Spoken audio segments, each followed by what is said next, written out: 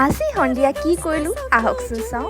এয়া দেখিছে মই সাৰ পাই একেবাৰে লাল চাহ আৰু বিস্কুট মানে পাৰ্লেজি মোৰ ডক্টৰে সেয়াই খাবলৈ কৈছে, সেইকাৰণে সেয়া লৈ আৰু জুতি লৈ খুব খাইছোঁ। মানে এয়াই লাগিছে যে কি খাইছোঁ, বেলেগটো একো নোৱাৰি। আৰু এইপিনে মোৰ ল'ৰা শুইয়ে আছে, মানে সন্ধিয়া 5টা 4টালৈকে শুৱে আৰু এইপিনে মা আৰু তেওঁ কিবা কিবি কথা পাতি আছে, নাজানো কি পাতি আছিলে জমনি।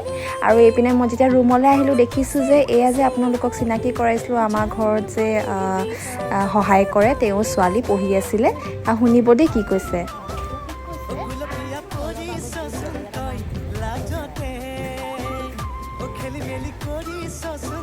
তাৰপাছত বা আহিলে অলপ পাছত, বাই ক'লে যে ভোক লাগিছে, ভাবিলোঁ ঘৰত খোৱাই ভাল, সেইবাবে মই পনীৰ ৰ'লকে বনাই দিলোঁ ধুনীয়াকৈ হোমমেড। কেনেকুৱা লাগিছে জনাবচোন, মানে বহুত ভাল পালে চবে।